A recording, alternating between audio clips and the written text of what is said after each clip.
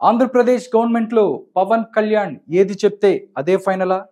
అలాగే అంటున్నారు విశ్లేషకులు. ఇంతకీ పవన్ కళ్యాణ్ ఏం చెప్పాడు?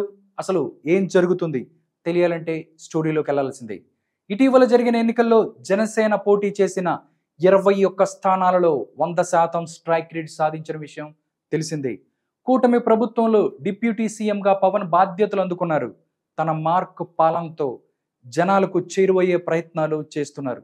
ఇక ప్రభుత్వంలో పవన్ మాటే వేదంగా మారినట్లు కనిపిస్తోంది. పవన్ కళ్యాణ్ కు చంద్రబాబు ఎక్కడా లేని ప్రాధాన్యత ఇస్తున్నట్టు కనిపిస్తున్నారు.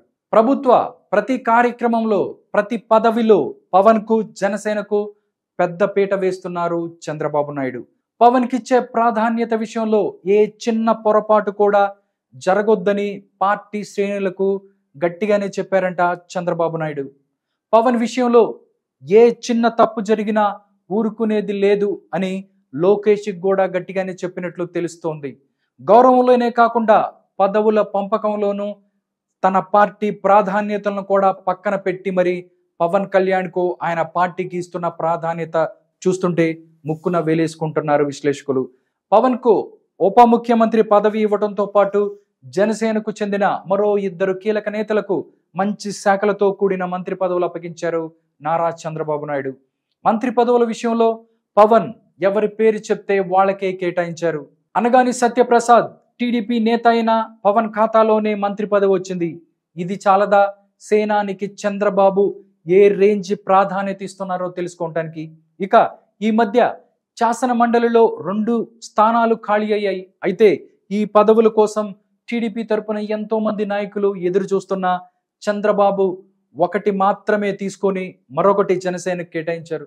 నిజానికి ఈ 2 స్థానాలు ఈసారి మనమే తీసుకుందామని చాలా మంది కీలక నాయకులకు చంద్రబాబు అంతకుముందే చెప్పిన పరిస్థితి.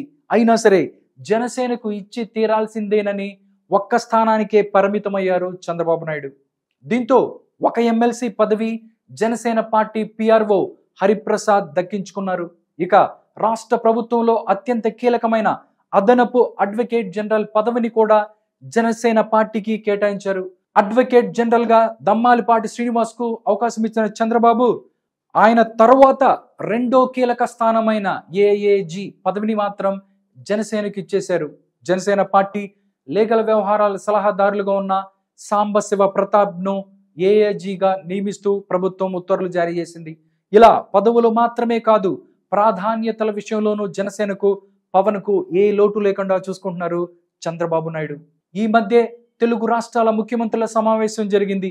ఏపీ నుంచి చంద్రబాబుతో పాటు మంత్రులు అనగాని సత్యప్రసాద్, కందుల దుర్గేష్ హాజరయ్యారు. నిజానికి ఈ మీటింగ్ కు మొదట ఆర్థిక మంత్రి పయ్యావుల కేశవ్ అనుకున్న చివరిలో ఆయన్ని డ్రాప్ చేసినట్టు తెలుస్తోంది.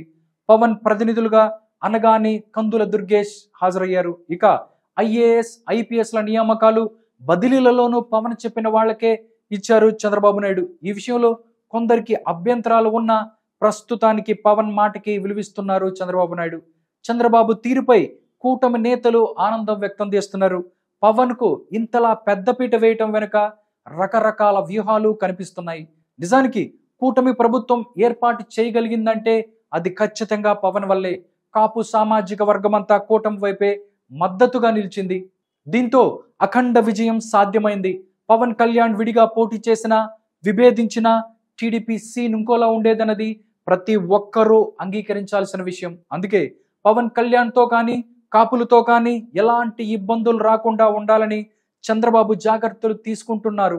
దీనికోసం లోకేష్ విషయంలోనూ ఖరాఖండిగానే ఉంటున్నారనే చర్చ జరుగుతోంది. పవన్ కు ఏ చిన్న లోటు జరిగినా కాపు సామాజిక వర్గం అంతా వ్యతిరేకమయ్యే ఛాన్స్ ఉంటుంది. అందుకే చంద్రబాబు ఆచి తూచి అడుగులు వేస్తున్నారు అన్నట్లు తెలుస్తోంది.